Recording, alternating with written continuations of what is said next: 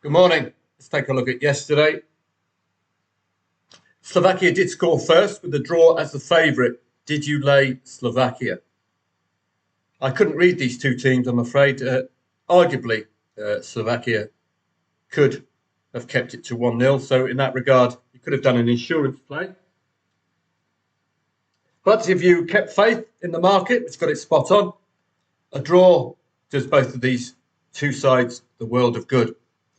Ukraine and Belgium, yet another 0-0 in these third matches in the group stages. 0-0, 0-0. And note, as I told you in the review preview video, these odds-on favourites, apart from one exception, I think, and that was it an own goal? No, it wasn't. It was just a Torres goal. But nowhere near in keeping with expectation of Albania v Spain.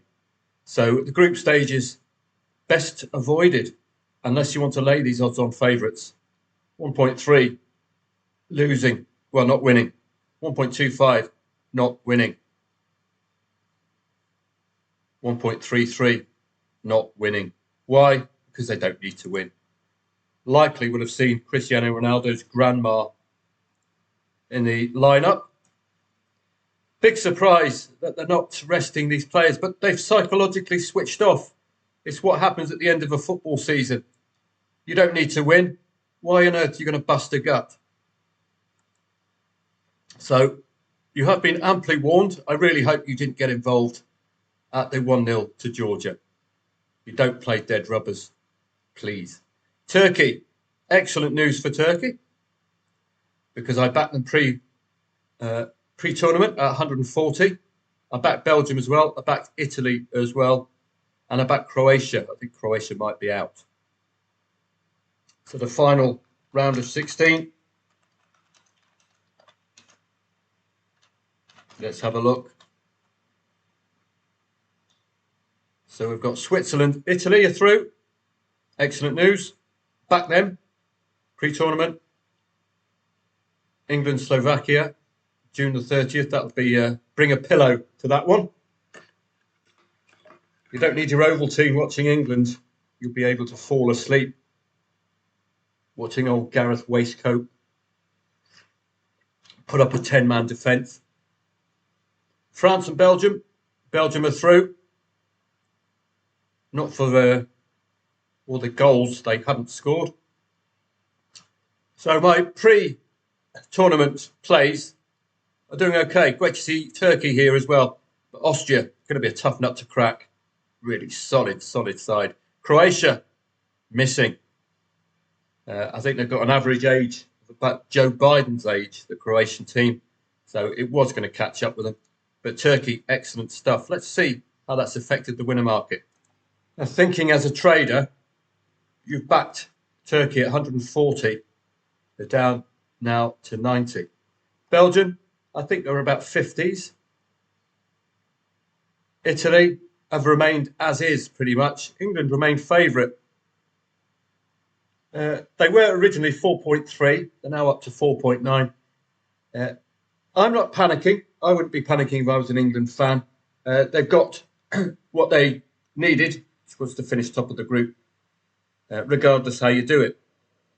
Now, hopefully, he'll unleash the likes of Cole Palmer and the attacking flair for these remaining matches. So it's looking good. Golden Boot, I did back Phil Foden and I backed Hey Jude Bellingham. I don't think we're getting a response here. So got Jude Bellingham on 24, 29. Nothing yet from Phil Foden. He's out to 70s. And Romelu Lukaku might be value because he's actually scored 3 times, but they've all been VAR'd. He might come alight. And you might want to look at an Austrian centre forward, given the fact they're scoring an absolute shed load. Marko Arnautovic, perhaps, if they can get past Turkey, keep scoring. There's plenty of goals. So it's looking okay at the moment for me. Some marginal moves. Yesterday's tennis. Only Ostapenko really grabbed me. And despite the fact that she lost, I won. That's the beauty of trading. It's calling the odds moves during the match. We're not calling the final result. So the ones I starred, you saw the favourite winning the first set, and that immediately loses my interest. Harrison Lofthagen. Well, I was very tempted to lay Lofthagen in the first set winner market when he was leading. But a lack of liquidity in that market was disappointing. Very good performance from Lofthagen, trying to get into Wimbledon. But battling performance, but he just couldn't cross the line. Jack Duckworth, I like. No problems there, no trade there. Similarly with Lucas Pouille, I would have been interested had Yuri Vesely won that tiebreaker in the first set. Quentin Hallis and Clark, again, we've got a Brit fighting back second set, but I didn't take on Quentin Hallis here. I really should have. Chloe Paquet. Well, she won the first set, and I thought, wow, she's at it again. This is one to follow. Consistently the underdog, and consistently takes at least a set. This was very obvious for the odds-on favourite, but I thought it would be more competitive with two Ukrainians meeting each other. Andreeva, no problem at all. So I like this tactic of just picking matches that I personally can read. I think that's the important element. It's what personally fits with you and your knowledge base. Mine is not that big in the tennis world compared to my football knowledge. And there was an actual play in the second set.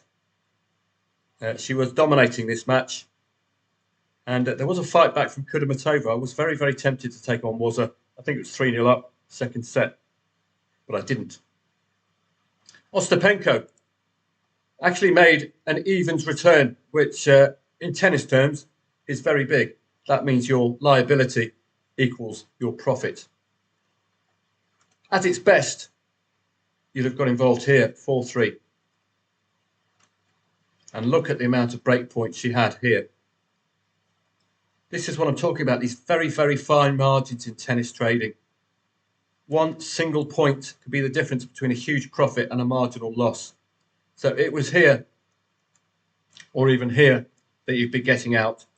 With a really good odds move for Ostapenko, to be honest, 4.4 I backed her at. Could have got her back out, heading towards evens, or around 2.3, something like that. So you don't have to wait for the final result. That's the beauty of this trading malarkey. You've got a near evens return at its highest point. This is another tick in the box of Katie Boulter for Wimbledon, because there were some tipsters who were tipping Ostapenko for the Wimbledon crown. But you might get some good run for your money out of Katie Boulter, backing her in the Wimbledon winners market. How deep can she go? Hilary Dart winning the first set, losing in the tiebreaker to Sofia Kenin, second one. But as I say, it was only that Ostapenko play yesterday. I was happy to take a profit from it, despite her not winning. It's all about getting out at the right time, isn't it, as well, with tennis?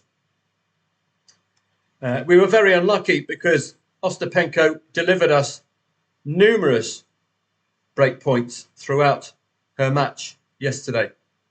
Numerous. You can have a look here at tennis24.com. You can have a look at the match point by point, set one, on the ball to serve.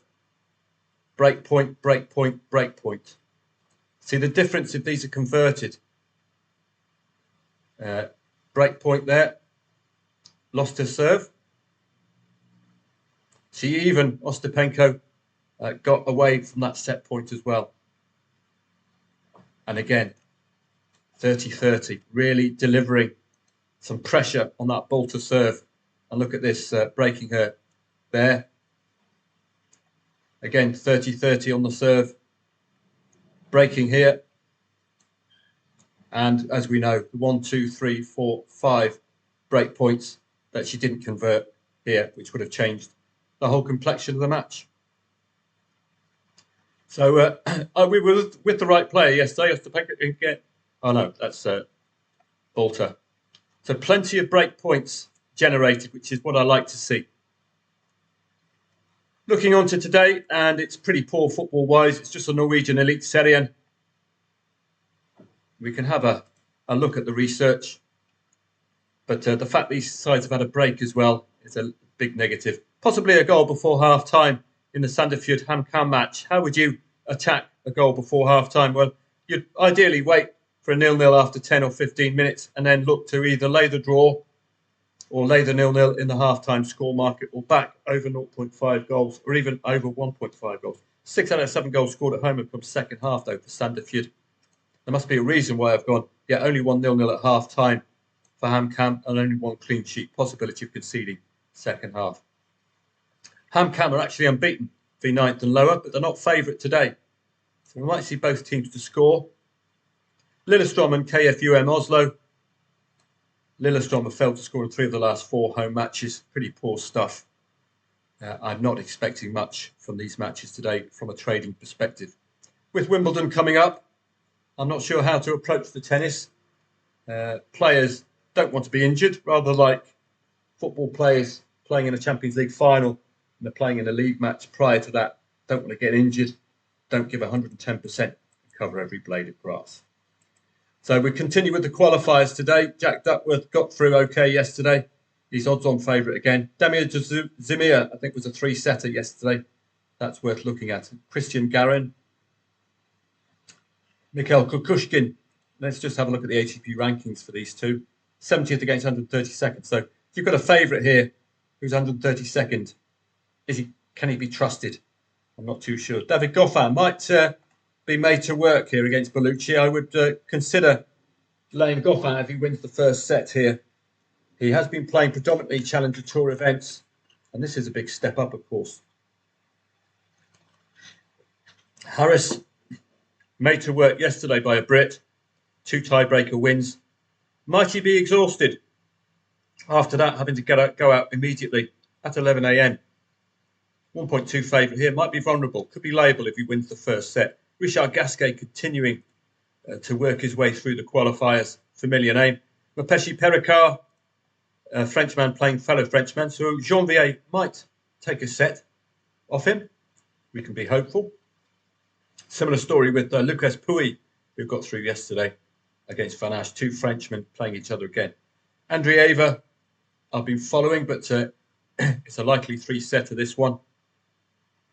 I look more at the players, and if I know a name, or if there's a possibility like a Brit could get involved. So this is my problem, a big gap in knowledge with the ladies' game. Makes it difficult for me to trade because I don't know. It's like trading English League One. You don't know them that well. Cobley and Harris. Well, we've got previews here at Eastbourne. Well worth your reading. Taylor Fritz, I like, and I will continue to follow. I like this method because this narrows our focus, doesn't it, to matches that we are comfortable that we can read okay. That's what it's all about. Bautista Agut, I always like. Gael Monfils, a couple of oldies here. So we might get a 3-setter out of this one. It's going to be entertaining in Mallorca, that's for sure. Let's have a look anywhere else. Carolina Wozniacki was gettable yesterday in that second set. Might be gettable again today, but she was really fired up yesterday. Back to her old self. Hilary Dart, not favourite today against Fernandez. We'll see how Hilary gets on. Katie Boulter, I do like her. I'm warming to Katie Boulter. And Jack Draper as possibles for Wimbledon. Madison Keys, with her teeth as beautiful as Jurgen Klopp's. Emma Raducanu, I wouldn't trust with stolen money at the moment. So I find it very hard to trust, so you don't have to play.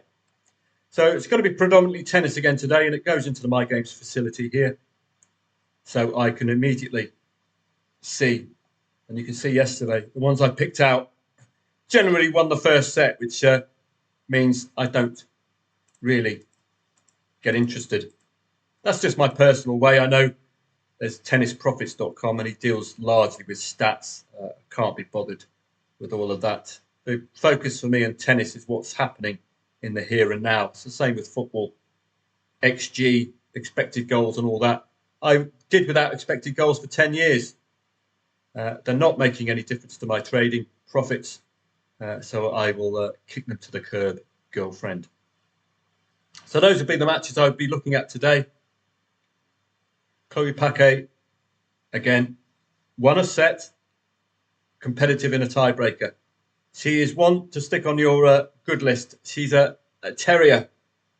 It's like David Ferrer in a skirt. Very competitive. Will give 110% and cover every blade of grass, as those football managers are wont to say. So those would be the matches today. Navarro, I was looking for fellow Americans, but wasn't seeing anything from Stearns. And Wazza, I'll just show you that second set. Possibility of, again, making a profit despite the fact that she won that second set. This is, as I say, well, 2-5 is where I like to get involved, but we didn't get to 2-5. 1-4 is an alternative to that as well. It's only a one-breaker serve, but it looks an absolutely compelling scoreline, doesn't it? But it's not. It's just one break of serve. That's easily remedied by that. And then you're back on serve. So have a think at 1-4 and 2-5. You're always going to guarantee yourself a low entry point, and you can get yourself a really solid odd swing. I like 1-4. I especially like 2-5 because 2-5 is backs against the wall. You cannot lose that next match. So that would have produced an actual trade yesterday, and I was umming and ahhing about taking her on based on the long time she had out. So that's it today. Likely to be a quiet one today. We do have the COSAFA Cup, my home side of Zambia. The Copper Bullets are favourite, but this is going to be a very quiet day football-wise. And I'm going to pick my battles in the tennis as well. Try to get you some green screens in the tennis. And please remember, it's not about the final result in tennis. It's or in trading. It's about what happens in play. As I've just shown you with Wozniacki, she won that second set. We would have still had a profitable trade. If you pick your entry point, 1-4, pick your exit point, 4-4, back on serve. You don't have to wait for that final set to be delivered. So have a great day today. It's going to be a quiet one. It's good. It's a lot of league football tomorrow, by the way. Irish Premier Division, Irish First Division, Swedish Superettan. We've got a lot of football tomorrow. So I might have to postpone my day off. Or maybe not. Veikkausliiga in Finland. The Norwegian Elite Serien is back as well. Bodo Glimt are out and about. Ultra reliable. Famous last words, of course. Brann have been putting in some good results as well. I've done the research for all of these for you. It's nice to see league football back because this is our bread and butter and will be from August to April. That's when I really come into my own. The Euros, as you can see, it's all about avoiding a losing trade by not getting involved in dead rubbers like the Frogs yesterday against Georgia. And, well, you saw the drawer's favourite, could have arguably got involved there. And another 0-0. That's 3 recent 0-0s. Do we take the 0-0 on? Arguably, I'd have taken it on very, very late, 1.25 odds and lower, given the fact it was a must win. But Belgium got through in the end. Croatia will be bitterly disappointed. 2 late goals scuppered their chances. So that looks bad. But this was a 2-1 win. And this was a late equaliser for the Italians. So it could have been oh so different for Croatia. England, thankfully, in a group of draw-itis. All they needed was that single win, and that was it. So that's it at the moment. Telegrammers, footballtradingprofits.com telegrammers. I'll see you for the tennis today. Try to get at some more green screens. And don't forget, it's about what happens in play. It's not the final result that counts. Have a great day.